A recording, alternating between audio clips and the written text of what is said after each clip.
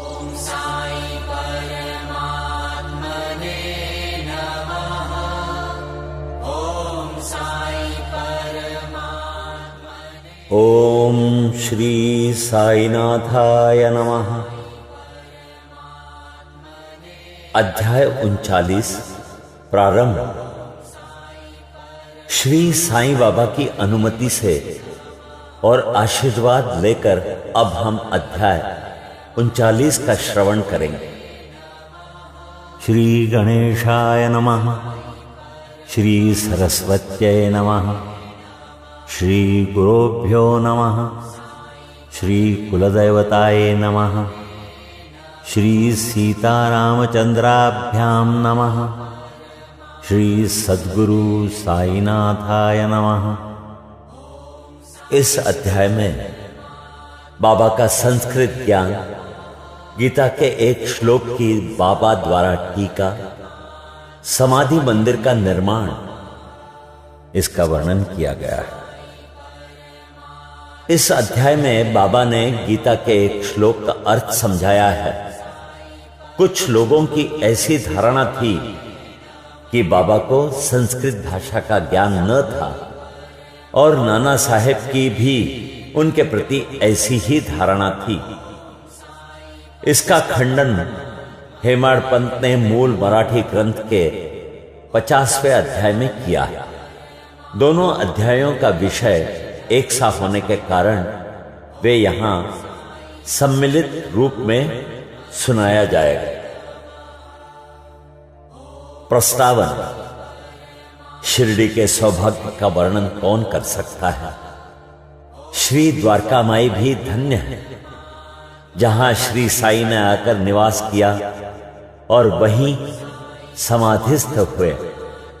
शिरडी के नर नारी भी धन्य हैं, जिन्हें साई ने पधार कर अनुग्रहित किया और जिनके प्रेमवश ही वे दूर से चलकर वहां आए। शिरडी तो पहले एक छोटा सा ग्राम था, परंतु श्री साई के संपर्क से विशेष महत्व पाकर वो एक तीर्थ क्षेत्र में परिणित हो गया। शिरडी की नारियां भी परम भाग्यशालिनी हैं, जिनका उन पर असीम और अडिग विश्वास प्रशंसा के परे है। आठों प्रहर कामकाज करते, पीसते, अनाज निकालते, गृह कार्य करते हुए वे उनकी कीर्ति का गुणगान किया करती थी। उनके प्रेम की उपमा ही क्या हो सकती है। वे अत्यंत मधुर गायन करती थी, जिससे गायकों और श्रोतागण के मन को परम शांति मिलती थी। अब सुनिए बाबा द्वारा टीका। किसी को स्वप्न में भी ज्ञात न था कि बाबा संस्कृत के भी ज्ञाता हैं। एक दिन नाना साहेब चांदोरकर को गीता के एक श्लोक का अर्थ समझाकर उन्होंने लोगों को विस्मय में डाल दिया। इसका संक्षिप्त वर्णन सेवानिवृत्त मामलतदार श्री बी देव ने मराठी साई लीला पत्रिका के भाग 4 में छपवाया है।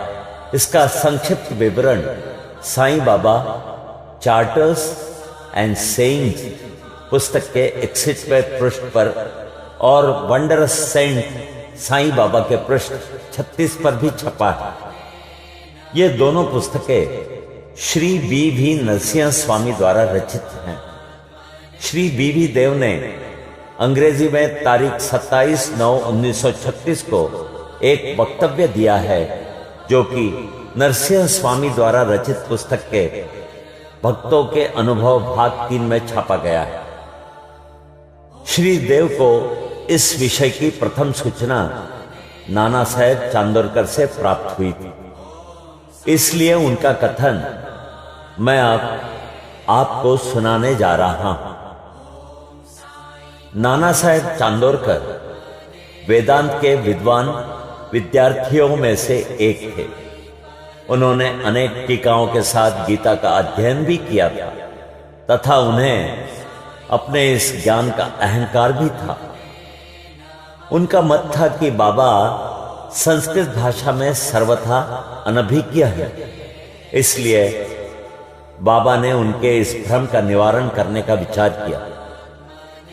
ये उस समय की बात है जब भक्तगण अल्प संख्या में आते थे। बाबा भक्तों से एकांत में देर तक वार्तालाप किया करते थे। नाना साहब इस समय बाबा की चरण सेवा कर रहे थे और अस्पष्ट शब्दों में कुछ गुनगुना रहे थे। उस समय बाबा नाना साहब से बोले, नाना तुम धीरे धीरे क्या कह रहे हो?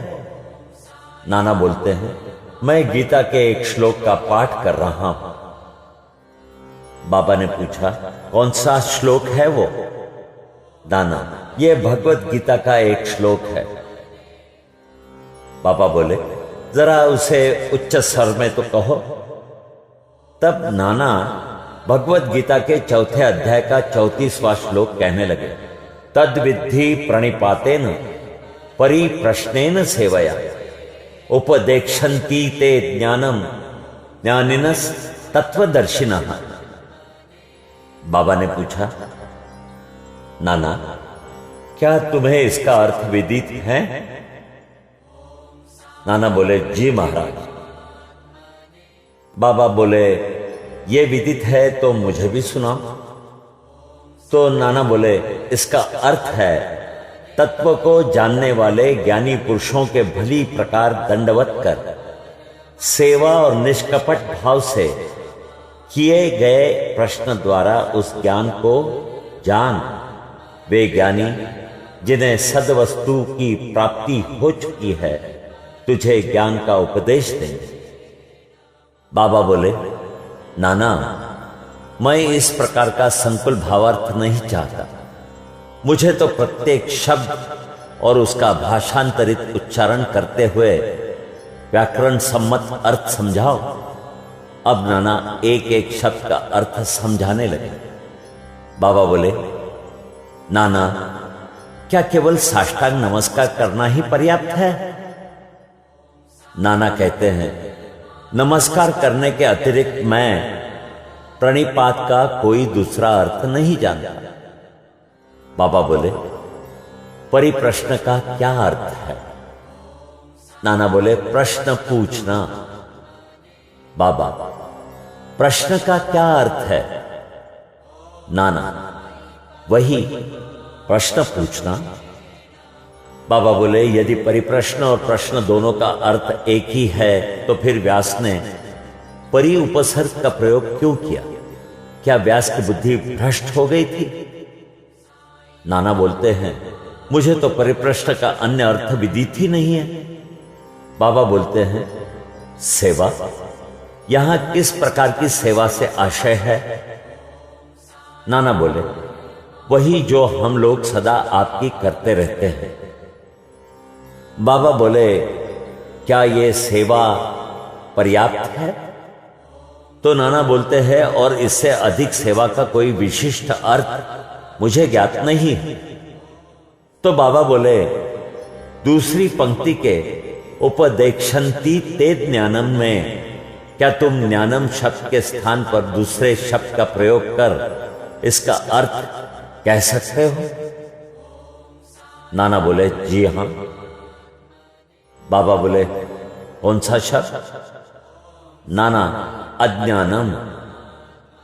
तो बाबा बोले, ज्ञानम के बजाय उस शब्द को जोड़कर क्या इस श्लोक का अर्थ निकलता है? नाना बोलते हैं, जी नहीं, शांकर भाष्य में इस प्रकार की कोई व्याख्या नहीं है। तो बाबा बोले, नहीं है तो क्या हुआ? यदि अज्ञान शब्द के प्रयोग से कोई उत्तम अर्थ निकल सकता है तो उसमें क्या आपत्ति है? नाना बोले, मैं नहीं जानता उसमें अज्ञान शब्द का किस प्रकार प्रयोग होगा।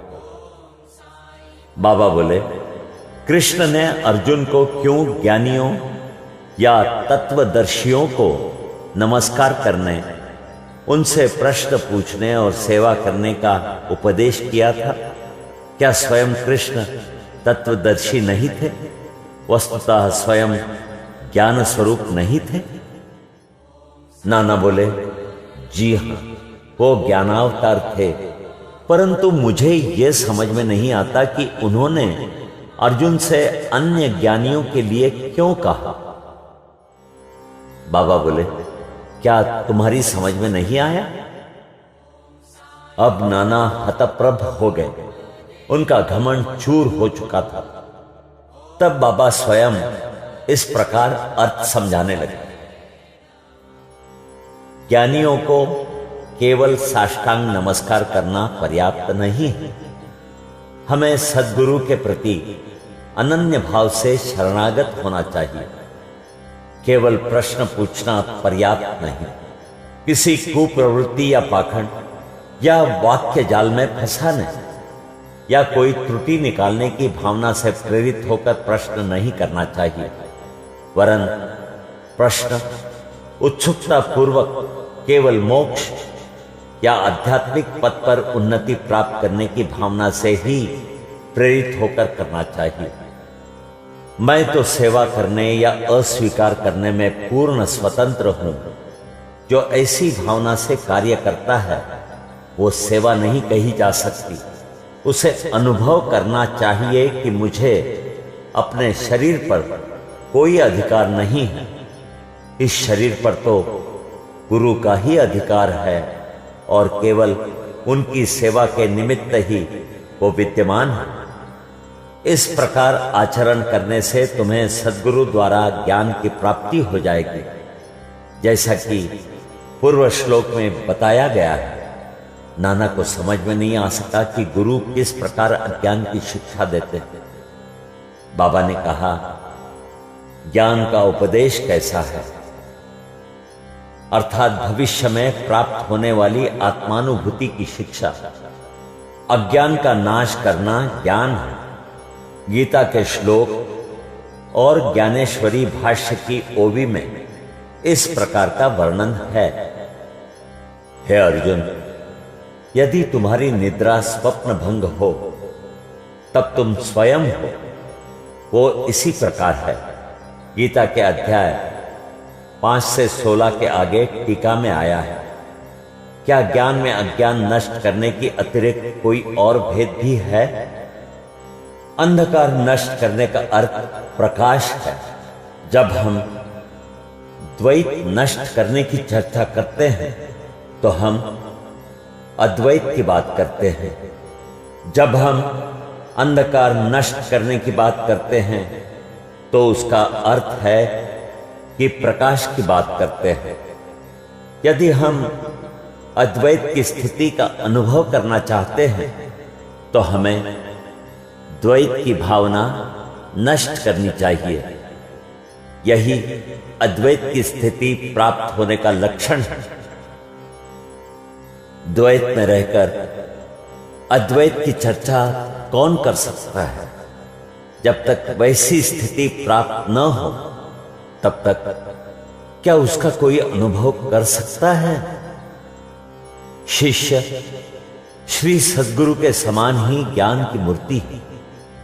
उन दोनों में केवल अवस्था, उच्च अनुभूति, अद्भुत अलौकिक सत्य, अद्वितीय योग्यता और ऐश्वर्य योग में भिन्नता होती है।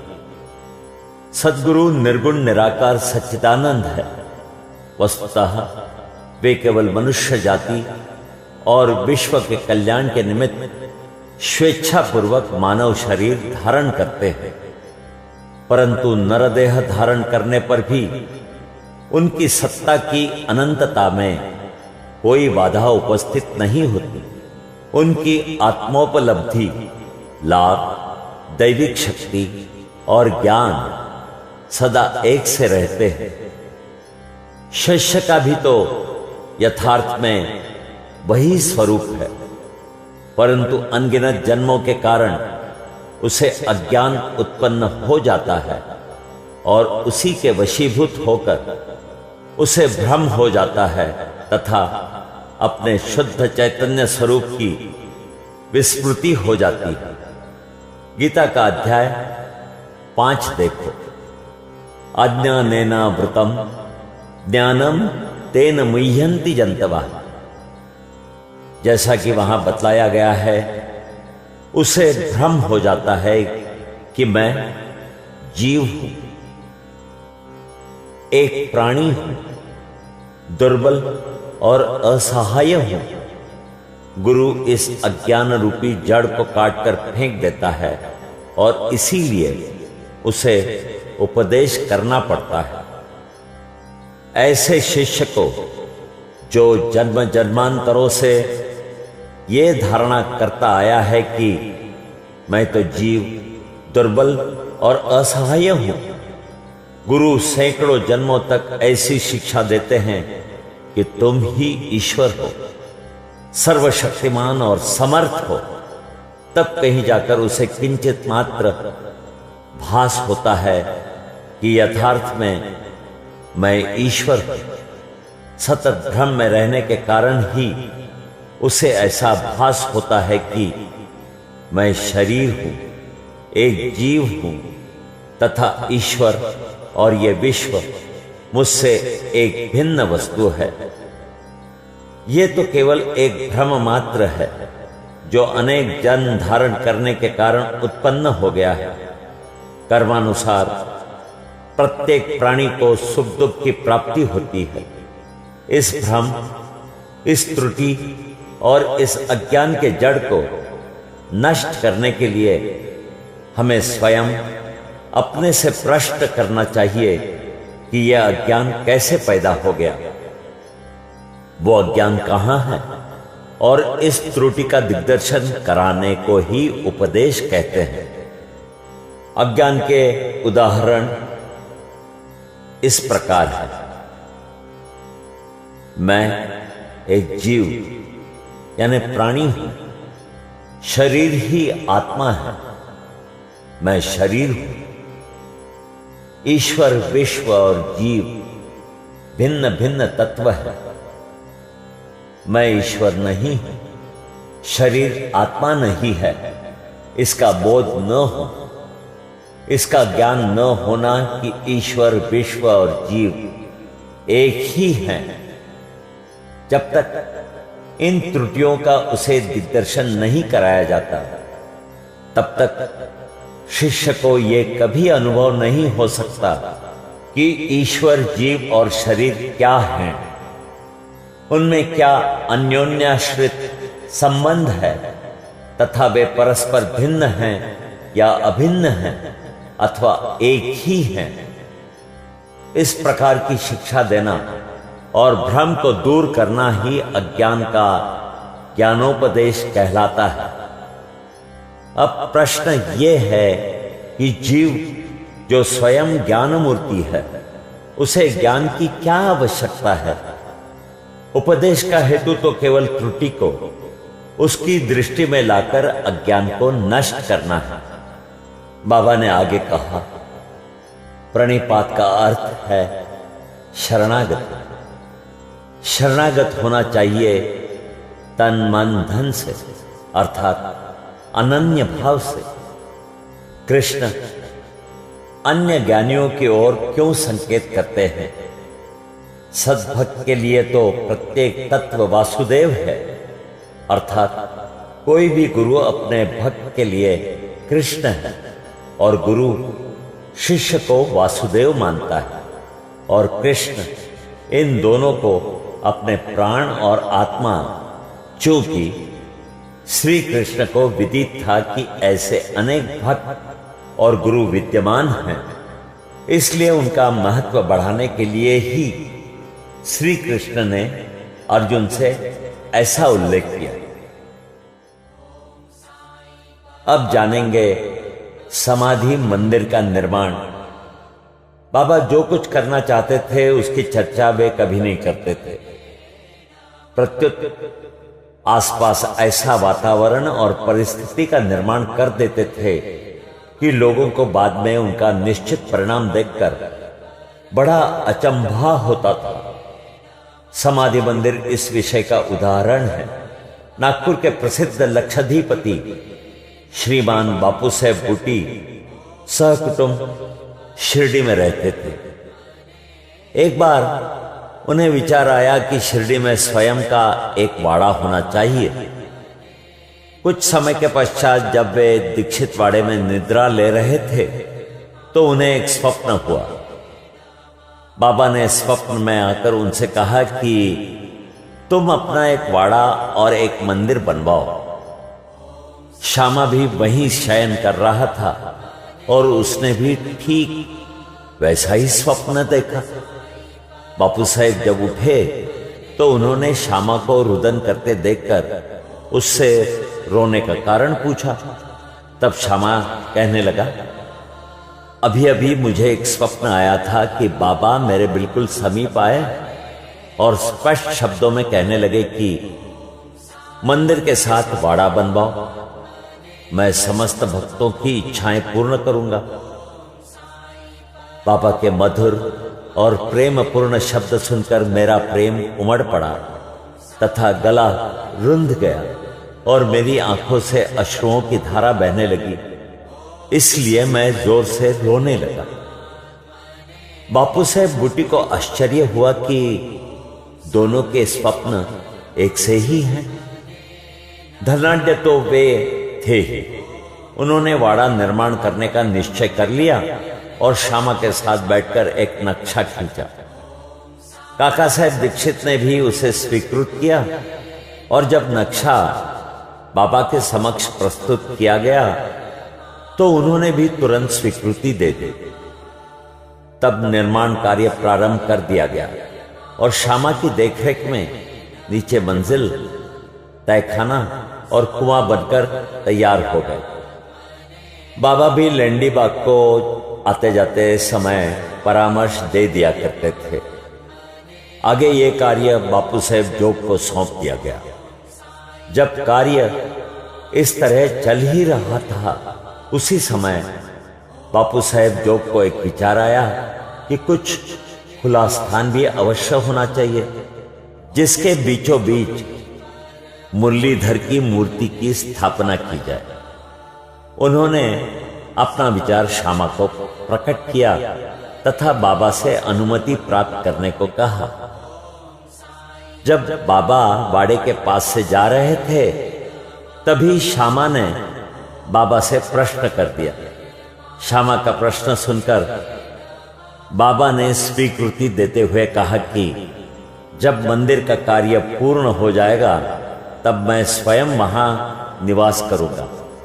और वाड़े की ओर दृष्टिपात करते हुए कहा, जब वाड़ा पूर्ण बन जाएगा तब हम सब लोग उसका उपभोग करेंगे, वहीं रहेंगे, घूमेंगे फिरेंगे और एक दूसरे को हृदय से लगाएंगे तथा आनंद पूर्वक विचरेंगे। जब श्यामा ने बाबा से पूछा कि क्या यह मूर्ति के मध्य कक्ष की नींव के कार्य आरंभ का शुभ मुहूर्त है, तब उन्होंने स्वीकारात्मक उत्तर दे दिया। तभी श्यामा ने एक नारियल लाकर फोड़ा और कार्य प्रारंभ कर दिया। ठीक समय में सब कार्य पूर्ण हो गया और मुरलीधर की एक सुंदर मूर्ति बनवाने का प्रबंध किया गया। अभी उसका निर्माण कार्य प्रारंभ भी न हो पाया था कि एक नवीन घटना घटित हो गई। बाबा की स्थिति चिंताजनक हो गई और ऐसा दिखने लगा कि वे अब देह त्याग देंगे। बापू साहब बहुत उदास और निराश से हो गए। उन्होंने सोचा कि यदि बाबा चले गए तो वाड़ा उनके पवित्र चरण स्पर्श से वंचित रह जाएगा और मेरा सब रुपया व्यर्थ हो जाएगा। परंतु अंतिम समय बाबा के श्रीमुख से निकले हुए वचनों ने मुझे वाड़े में रखना केवल बूटी साहब को ही सांत्वना नहीं पहुंचाई, वरन अन्य लोगों को भी शांति प्रदान की। कुछ समय के पश्चात बाबा का पवित्र शरीर मुरलीधर की मूर्ति के स्थान पर रख दिया गया। बाबा स्वयं मुरलीधर बन गए और वाड़ा साईं बाबा का समाधि मंदिर। उनकी अगाध लीलाओं की था कोई न पा सका। श्री बापू साहेब बुटी धन्य हैं जिनके वाड़े में बाबा का दिव्य और पवित्र पार्थिव शरीर अब विश्राम कर रहा है। यहां हमारा 39वां अध्याय समाप्त होता है। श्री सद्गुरु साईनाथार्पणमस्तु। शुभम भवतु।